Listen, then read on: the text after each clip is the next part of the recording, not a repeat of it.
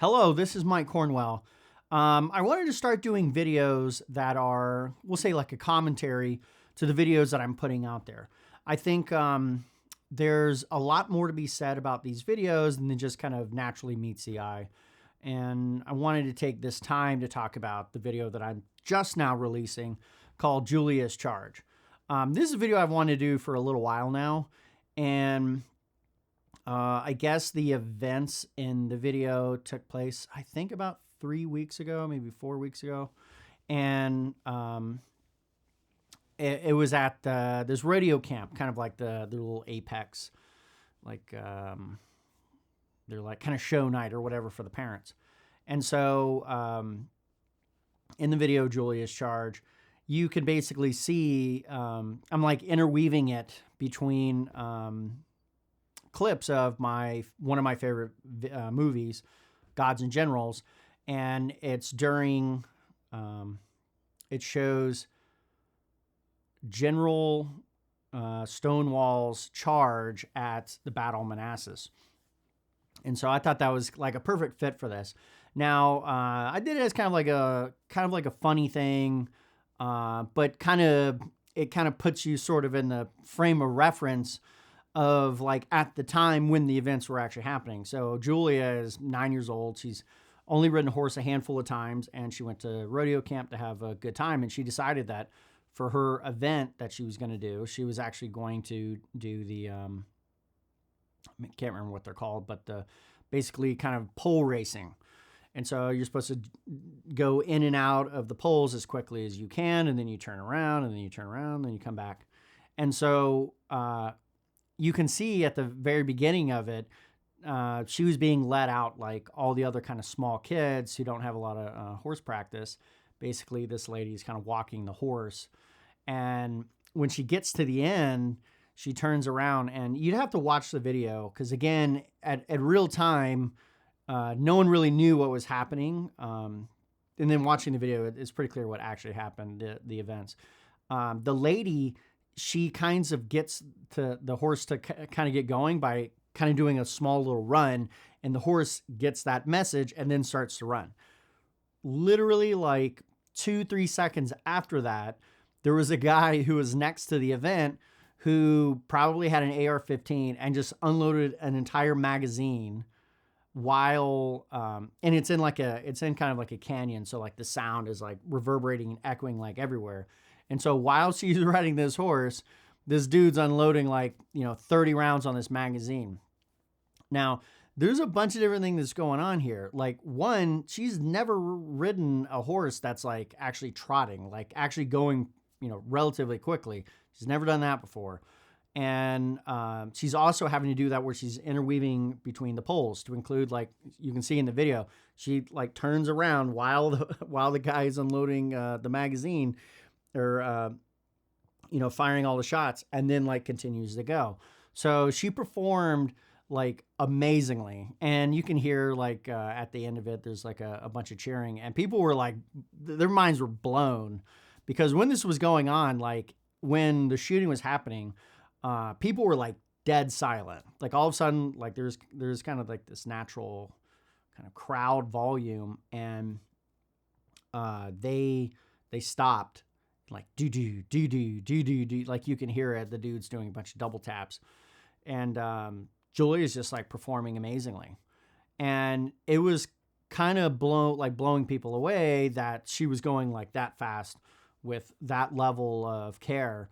And even at the end, she kind of turns around, and the horse does some sprinting.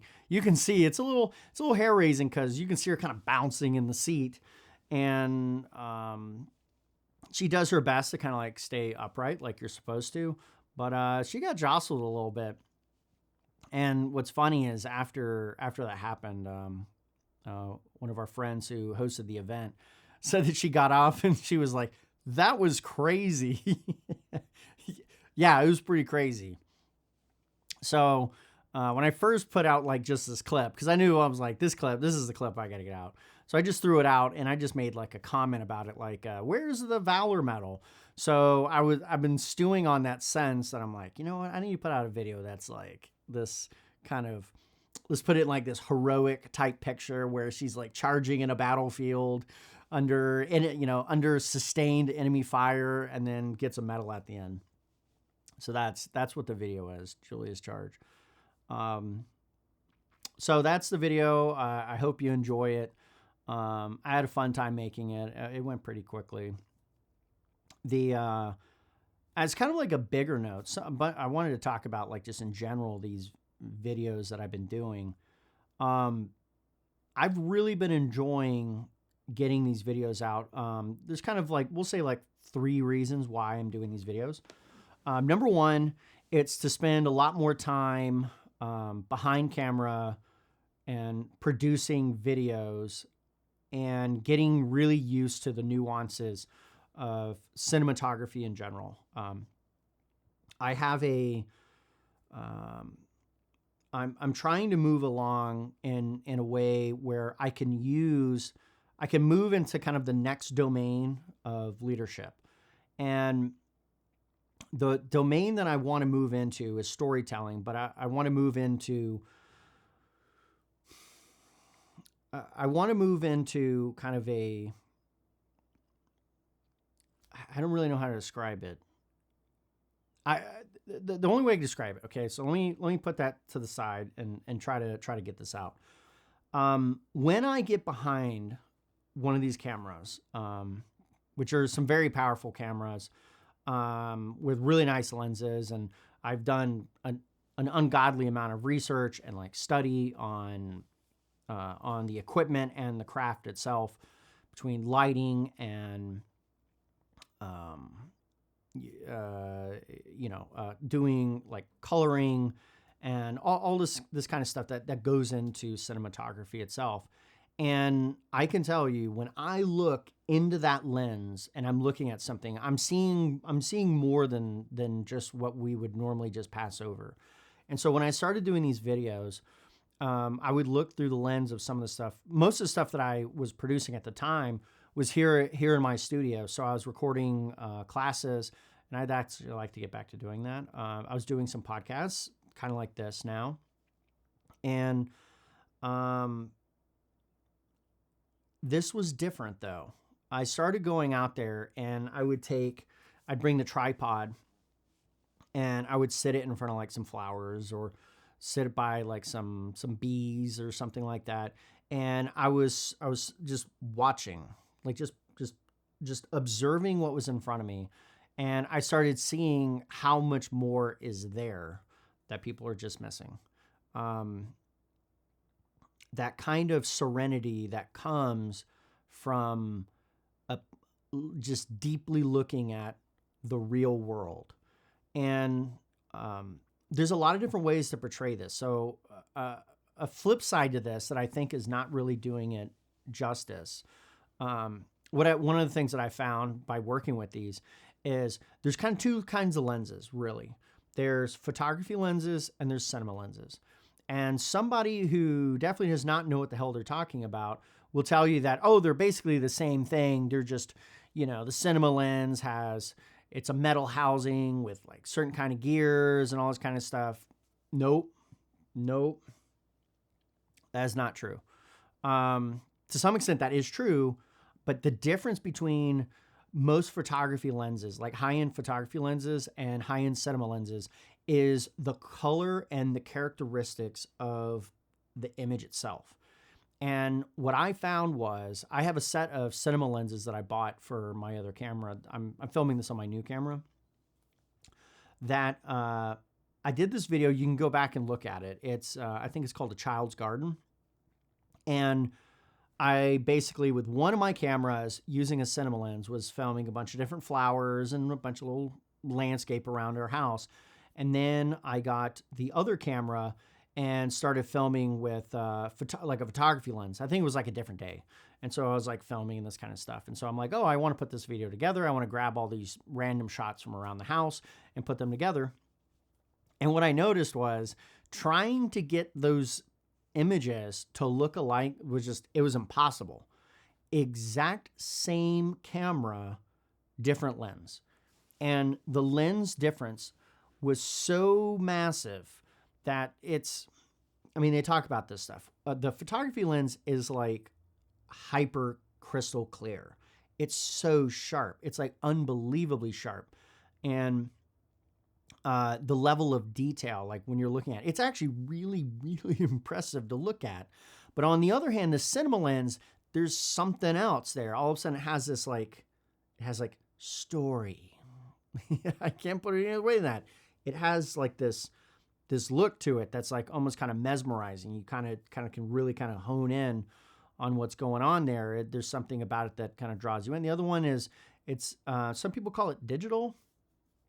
You know, I'm not gonna get all oh cinema, but I will say that there's a fundamental character difference, and I would say cinema is the direction that I'm interested in, and a lot of it came from just looking through the camera and recording these things, coming back to the studio, starting to do a basic color grade on it, and just being like, whoa, like, whoa, I cannot believe that just occurred. Just me recording those few things. And so I started experimenting with this a little bit, taking my tripod with me, doing like high shots, low shots, close shots, far shots, any and all these things, experimenting with the different lens focal lengths and stuff like that. And it started to convince me that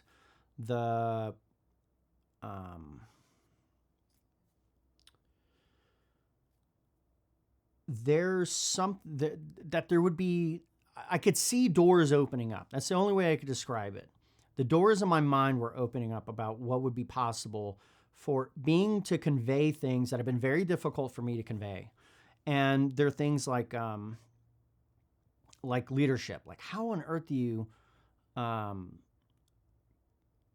share this stuff? How do you get, I ask these questions to myself pretty regularly. How do you get someone to change the nature of their belief systems? And I don't mean belief systems like whether they believe in God or not, although that's relevant, or whether or not they believe a stupid example, whether or not Donald Trump is good or bad, or Biden is good or bad, some political crap, but something much more fundamental. And I mean fundamental in the sense of like their understanding of their place in the universe and their interactivity with it.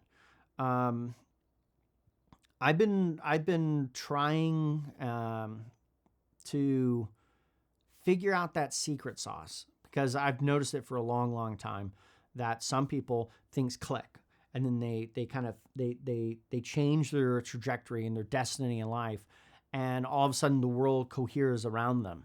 And one of the things that they run into, this is kind of the leadership thing, is people start to depend on them and rely on them very intensely. That's a phenomenon of leadership.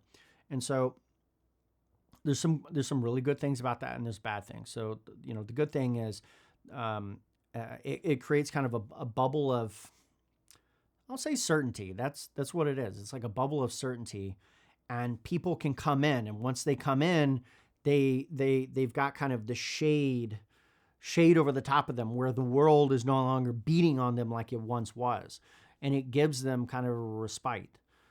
This is a very miraculous and pretty amazing phenomena. Which now I'm saying this, I'm thinking how I might capture this on camera, and I am actually something I've wanted to start doing is capturing these moments on camera. Might be a little weird because I'd have to start carrying my camera around with me all the time. People think I already do, but I'm seeing these moments. I actually captured one recently and I put it out on Facebook. It is technically in this video of just around the farm, and you can see Julia trying to give these plants out to the kids to go out to the nursery. And at one point, Patrick does not want to do this. He just does not want to do this. He's like all upset or whatever. And she's like trying to get him to do it. With her persistence and her gentle demeanor towards it and just insistence that he takes it and he runs with it, he eventually does grab it. And I captured this on camera.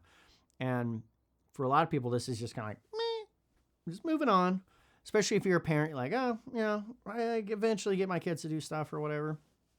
But this is actually a very magical moment. That was a moment that was, I'm going to pause this and I'll do another commentary video on that video. But because I'm getting a little carried away, but I wanted to just kind of pull back and explain a little bit more about why I do these videos. And so that's that. I've got a couple videos that have been rolling around in the back of my mind, stories that I want to tell. So I've been just putting out kind of small clips and going from there and just getting, another big reason why I'm doing these videos is just to get time on the camera to learning how to do, how to grab the things that I'm trying to grab. And these are complicated beasts. When people see the camera that's, filming me right now, it's like so overwhelming with the amount of things on there. And I get it. You have to kind of build up one step at a time. But with all that together, once you kind of get all the pieces quite right, you can capture things. And it's very different than just kind of running around with a camera, and it's just different. And so that's a big thing, getting the skill. But it's moving on to this next thing that I'm trying to do. I've got this video. I'm ready to start recording, and I guess we're going to start doing that. I've got a bunch of clips already, but I need more clips, and I need to put together. I need to take that next step into building the narrative itself. So look forward to that. I know this was a little bit on the rambly side, but I really wanted to give you like an actual kind of, backstage view of what we're doing here. And I'm going to do more of these videos. They're probably going to be a little bit smaller, more specific to the video itself that I did. And so if you haven't seen it already, take a look at Julia's Charge. It is actually a pretty motivational video. I mean, yeah, it's a little funny because it's interwoven with, something that's just, something else to try to make it more fun. But it was an extremely motivating video to watch, and people were just blown away. They were blown away. It's not to say that, a 9-year-old can't ride a horse, because there's definitely 9-year-olds who can ride a horse. Probably in like at show grade level. But she kind of held on. She did what she normally does, which is she follows what she was told to do. She sticks to it, and she was committed, and she worked through it. Like, she could have, this is like, I gotta say these points because it would be lost. If you watch the video, you can see it. She didn't try to bail.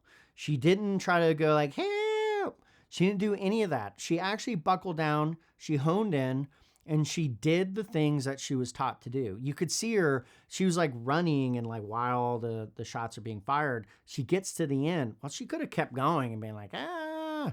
And no one would have thought anything. They would have cheered and would have been fine and all that kind of stuff. But she didn't. She actually turned. Some sort of phone alarm thing going off. I'm sure it's like 500 miles away, an Amber Alert or something. But that's crazy. Okay, the phone can literally just talk to me whenever it wants. But you can see in the video that when she gets to the end, she is actually steering the horse. She actually leans into steering that horse. And just even that alone, she actually did really well compared to many of the other students that were doing the horses, in terms of like other ones like went so far past and then turned. No, when she got there, she was turning that horse. You can see it. It's right there. It was absolutely captured on film. And you just look over and go like, oh, that's riding a horse, whatever. Or you could look at what's actually happening there, which is this is a person who has applied the lessons that she had just learned, and within 4 to 5 days is now riding a horse at maybe a trot speed, maybe not a full-blown gallop like I'm showing kind of the juxtaposition in the video, but that is definitely a trot speed. That is beyond just, I'm just going for a little walk in the park, and she's steering that horse. Meanwhile, there are tons and tons of gunshots. And yes, it was as loud or louder than I depicted in the video. So super cool video. If you haven't seen it, I'll link it to the show notes, and maybe I'll do one of these, or I'll do like everybody else and I'll point to the corner, but it's never there. You know how YouTube works. But other than that, until next time, I'll see you later. Bye-bye.